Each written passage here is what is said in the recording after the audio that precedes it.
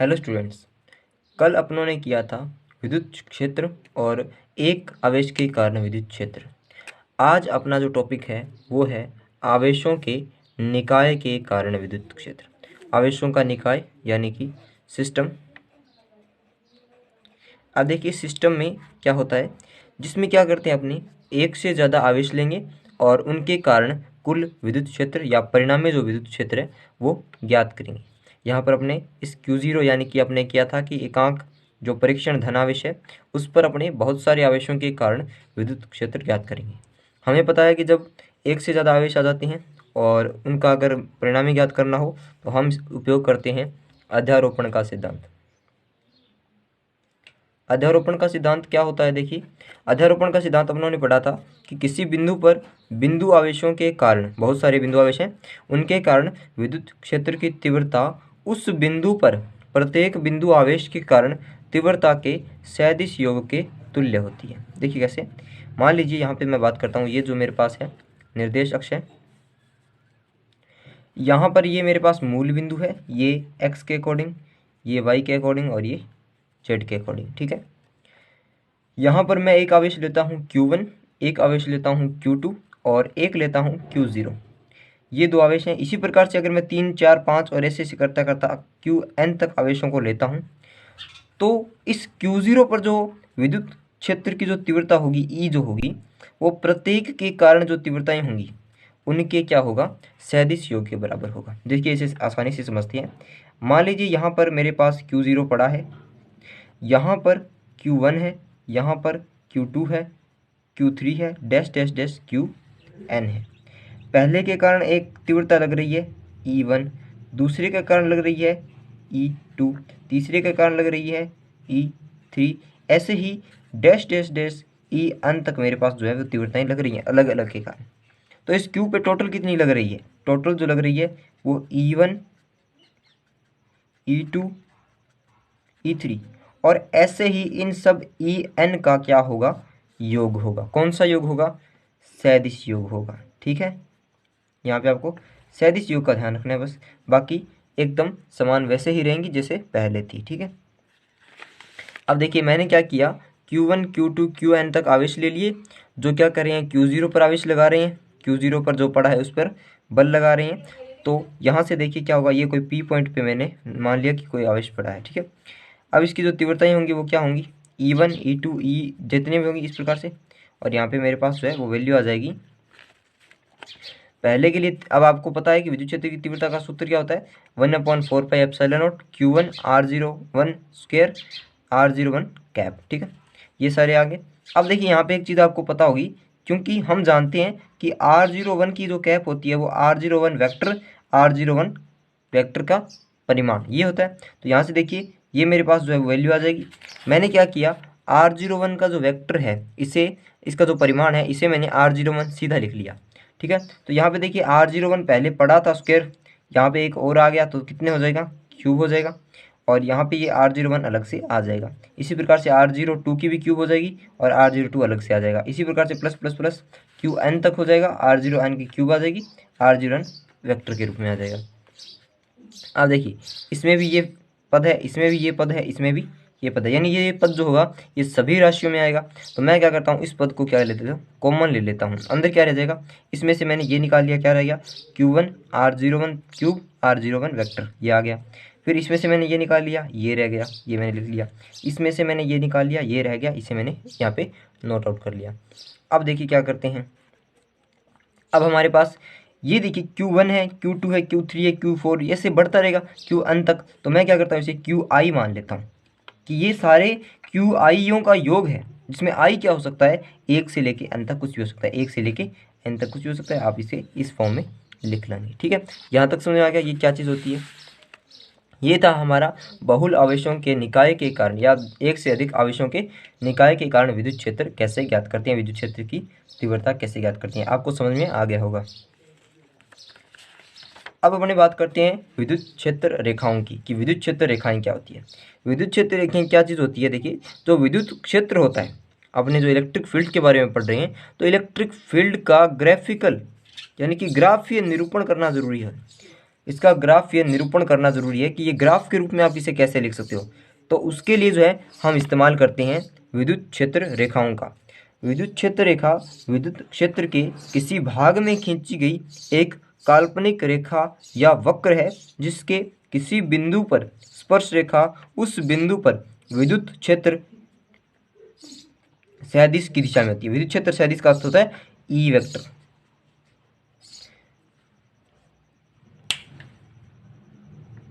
विद्युत क्षेत्र सदिश मतलब विद्युत क्षेत्र वेक्टर यानी ई वेक्टर। अब देखिए कैसे इसको समझाता हूँ आपको कि मान लीजिए मेरे पास इस जगह पे क्या है, विद्युत क्षेत्र है ये, इस पे मैंने ये जो रेखा खींच रखी है ये रेखा मेरी विद्युत क्षेत्र रेखा है। तो विद्युत क्षेत्र रेखा की खास बात ये होती है कि इसके किसी भी पॉइंट पर खींची गई स्पर्श रेखा, इसके किसी भी पॉइंट पर खींची गई स्पर्श रेखा, जैसे मैंने ये पी पॉइंट पे खींची है, ये यहाँ पे मैंने क्यू पॉइंट पे खींची है, तो इसके किसी भी पॉइंट पे खींची गई जो स्पर्श रेखा है वो उस पॉइंट पे ई की दिशा बताता है, यानी विद्युत क्षेत्र है। जैसे इस पॉइंट पे है तो मैंने इसके अकॉर्डिंग, जैसे यहाँ पे मैं स्पर्श रेखा खींची। अब स्पर्श रेखा कैसे खींचते हैं, तो ऐसी रेखा जो इसको एकदम स्पर्श करती हो और इसकी दिशा बताए। तो ये दिशा है ई पी की, ये दिशा है ई क्यू की।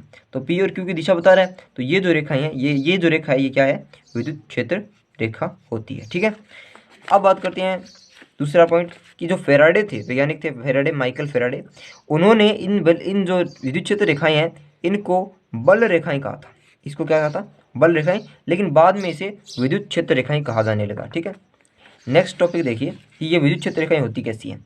तो पहले भी अपने पढ़ चुके हैं कि जो धनावेश होता है उसमें बाहर की ओर निकलती हुई दर्शाई जाती हैं और जो नेगेटिव चार्ज होता है उसमें अंदर की तरफ आती हुई दिखाई जाती हैं। ये समझ में आया हुआ है, इसके अंदर ये कॉन्सेप्ट समझने हैं। देखिए यहाँ पर क्या होता है, अगर आवेश समान है, जैसे मैंने क्या लिया है, पॉजिटिव पॉजिटिव चार्ज लिए, समान आवेशों में ये एक दूसरे को प्रतिकर्षित करती हुई दिखाई देती हैं। जैसे ये यहाँ पर है तो ये एक दूसरे को क्या कर रही हैं, दूर भगा रही हैं। ठीक है, यहाँ पर ये एक दूसरे को क्या करती हैं, दूर भगाती हुई दिखाई देती हैं। यहाँ पे देखिए, और जहाँ पर अगर आवेश क्या हो, असमान हो या विपरीत हो, तो ये एक आवेश से प्रारंभ होकर दूसरे आवेश के अंदर क्या हो जाती हैं, समाप्त हो जाती हैं।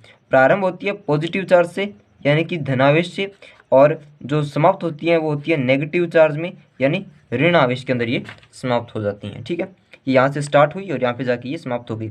ऐसे ये भी कहीं पे स्टार्ट होगी और कहीं से जाके ये इसमें मिल जाएगी। ये भी यहाँ से निकलेगी और यहाँ पे जाके मिल जाएगी। ये यहाँ से निकलेगी और ये बहुत ही पीछे से आते हुए इसके अंदर प्रवेश कर जाएगी।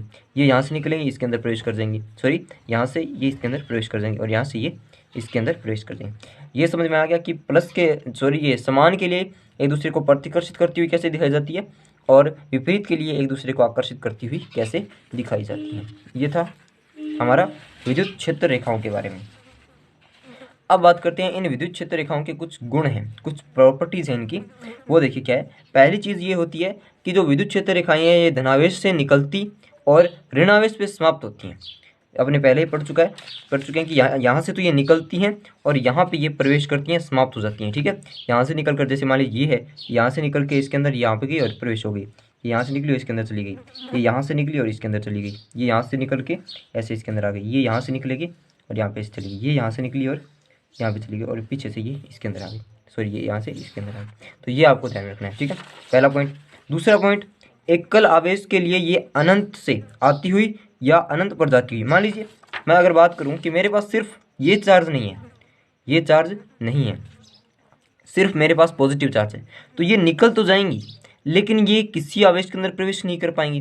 यानी ये निकल गई लेकिन यहाँ पे कोई ये नहीं है, दूसरा आवेश नहीं है जो इसको ग्रहण कर सके, तो ये निकलती रहेंगी और माना जाता है कि अनंत पे जाके क्या हो जाती हैं, समाप्त हो जाती हैं।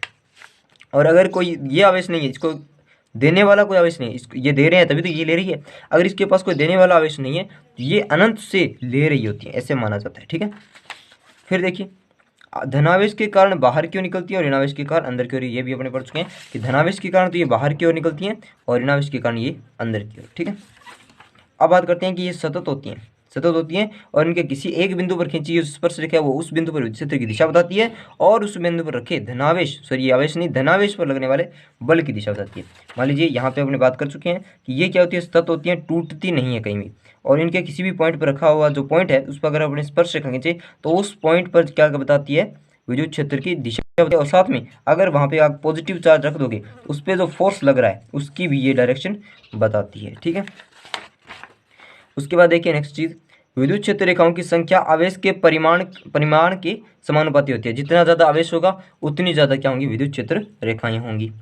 उसके बाद जो चौथा पॉइंट है वो क्या कहता है कि एकांक क्षेत्रफल से गुजरने वाली रेखाओं की संख्या उसकी तीव्रता के समानुपाती होती है। ये देखिए कैसे, मान लीजिए इस पॉइंट से जो है ये गुजर रही हैं, ठीक है, और इस पॉइंट से गुजर रही हैं, और इस पॉइंट से गुजर रही हैं, तो यहाँ पर क्या हो रहा है, सर्वाधिक क्षेत्र रेखाएं गुजर रही हैं ए से, फिर गुजर रही हैं उससे कम बी से, और सबसे कम जो है एक भी रेखा नहीं गुजरी किससे, सी से। तो जिससे सबसे ज़्यादा रेखाएं गुजर रही है वो सबसे ज़्यादा तीव्र होगा, यानी उस विद्युत क्षेत्र की जो तीव्रता है वो सर्वाधिक होगी, सर्वाधिक तीव्र, सर्वाधिक तीव्र होगा। ये इससे कम होगा और ये बिल्कुल भी तीव्र नहीं होगा, इसके अंदर से एक भी विद्युत क्षेत्र रेखा नहीं गुजर रही है। उसके बाद देखिए नेक्स्ट चीज, ये कभी भी एक दूसरे को काटती नहीं है, एक दूसरे को काटती नहीं है। क्यों नहीं काटती, इसका कारण देखिए, मान लीजिए मैंने ये एक विद्युत क्षेत्र रेखा बनाई और ये दूसरी विद्युत क्षेत्र रेखा मैंने ये बना दी, तो इसके लिए जो है यहाँ पे देखिए मैं इसके कटान बिंदु की बात करता हूँ जहाँ पे ये दोनों काट रही हैं, उस पॉइंट को आप ध्यान से देखिए।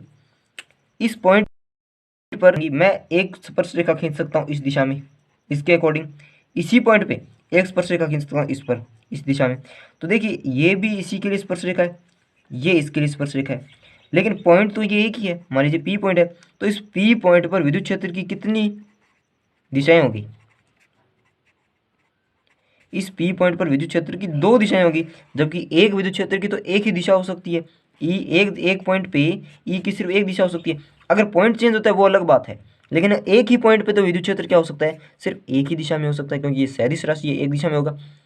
तो यहाँ पर क्या कह सकते हैं कि ये कभी भी एक दूसरे को काटती नहीं है, अगर काटेगी तो ये गलत हो जाएगा, क्या हो जाएगी, दो दिशाएं हो जाएगी, और एक विद्युत क्षेत्र की दो दिशाएं नहीं हो सकती। ये बंद लूप के रूप में नहीं होती। बंद लूप का मतलब समझते हैं क्या, कि यहाँ से स्टार्ट हुई, मान लीजिए यहाँ से स्टार्ट हुई और यहाँ पर ही आगे समाप्त हो गई, ऐसा नहीं होता। ये अगर पॉजिटिव से स्टार्ट हुई है तो ये नेगेटिव में जाके ख़त्म हो जाती है, वापस पॉजिटिव के अंदर नहीं आती। तो ये एक बंद लूप की तरह व्यवहार नहीं करती, बंद लूप नहीं है ये, ठीक है। जैसे यहाँ से स्टार्ट हुई और यहीं पे आके ख़त्म हो गई, तो ऐसा ये नहीं करती। सातवां पॉइंट देखिए, ये लंबाई की दिशा में संकुचित होती हैं और लंबाई के लंबवत फैलने का प्रयत्न करती है। ये अपने यहाँ पे देख चुके हैं कि ये लंबाई के अनुदिश, देखिए यहाँ पर अगर आप देखोगे तो ये देखिए लंबाई के अनुदिश क्या होती हैं, ये संकुचित हो रही हैं, और यहाँ पे देखिए लंबाई के लंबवत क्या हो रही हैं, फैल रही हैं, ये फैल रही हैं, लेकिन यहाँ पे लंबाई के अनुदिश क्या हो रही है, संकुचित हो रही है, एक जगह पे इकट्ठा होने का प्रयास कर रही है। जब इकट्ठा हो रही है तो क्या हो रहा है, आकर्षण हो रहा है, और लंबाई के लंबवत क्या हो रही है, फैल रही है, तो यहाँ पर क्या हो रहा है, प्रतिकर्षण हो रहा है, ठीक है। उसके बाद देखिए नेक्स्ट चीज, ये समविभव पृष्ठ के लंबवत रहती है। समविभव पृष्ठ क्या होता है, ऐसा पृष्ठ जिसपे विभव प्रत्येक पॉइंट पे क्या हो, समान हो। विभव के बारे में अपने आगे पढ़ेंगे, तो यहाँ पे आप सिर्फ इतना समझ लीजिए कि ऐसा पॉइंट, ऐसा पृष्ठ जिस पर विभव क्या हो, समान हो, समविभव पृष्ठ कहलाता है। और इसके प्रत्येक पॉइंट पर जो विद्युत क्षेत्र रेखाएं होती है वो क्या होती है, सदैव लंबवत प्रवेश करती हैं या लंबवत निकलती हैं, लंबवत होती हैं, बस ये आपको मेन पॉइंट याद रखना है। ये था आज का हमारा टॉपिक। सबसे पहले अपनों ने किया कि बहुल आवेशों के कारण विद्युत क्षेत्र कैसे लगता है, उसके बाद अपने बात की विद्युत क्षेत्र रेखाओं की, कि विद्युत क्षेत्र रेखा क्या होती है, क्यों इसकी आवश्यकता पड़ती है। उसके बाद अपने बात की विद्युत क्षेत्र रेखाओं के गुणधर्म की। गुणधर्म एक बार फिर से रिपीट कर लीजिए, धनावेश से स्टार्ट होंगी, ऋणावेश पे जाके समाप्त हो जाएंगी। अगर एकल आवेश है तो अनंत से स्टार्ट होंगी और अनंत पे ही खत्म हो जाएंगी, ठीक है। दूसरी चीज़, ये सतत होती हैं, कहीं पर भी टूटती नहीं है, और इन पर इनके किसी भी पॉइंट पर खींची गई जो स्पर्श रेखा है वो उस पॉइंट पर विद्युत क्षेत्र की दिशा को बताती है। और उसी पॉइंट पर अगर आपको कोई बल ज्ञात करना है कि बल की दिशा क्या होगी उस पॉइंट पर, तो आप वहाँ पे एक परीक्षण धनावेश रखोगे, धनावेश की जिस तरफ बल लगेगा उसी दिशा में वो जिस दिशा में स्पर्श रेखा होगी उसी दिशा में उस धनावेश पर बल लगेगा।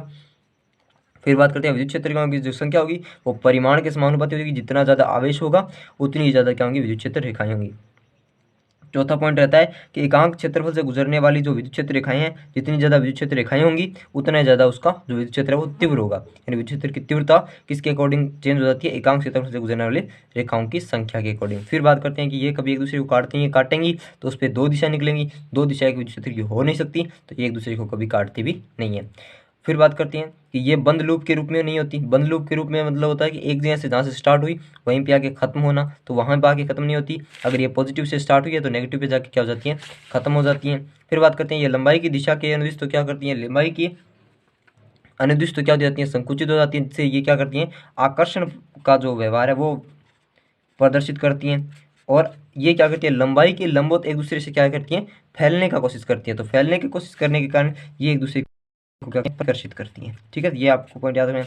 उसके बाद बात किया समविभव पृष्ठ की क्या होती है? ये सदैव लंबवत रहती है। ये था आज का हमारा टॉपिक। अब अपने कल करेंगे इसका आगे का टॉपिक, विद्युत द्विध्रुव के बारे में पढ़ेंगे आगे और जानेंगे इसके बारे में कि क्या क्या इसके पॉइंट्स रहते हैं। तो ये विद्युत क्षेत्र की जो सीरीज़ है ये आगे भी जारी रहेगी। आप चैनल को सब्सक्राइब कर दीजिए, वीडियो को लाइक कर दीजिए, अपने दोस्तों के साथ शेयर कर दीजिए। मिलते हैं अगली। जय हिंद, जय भारत।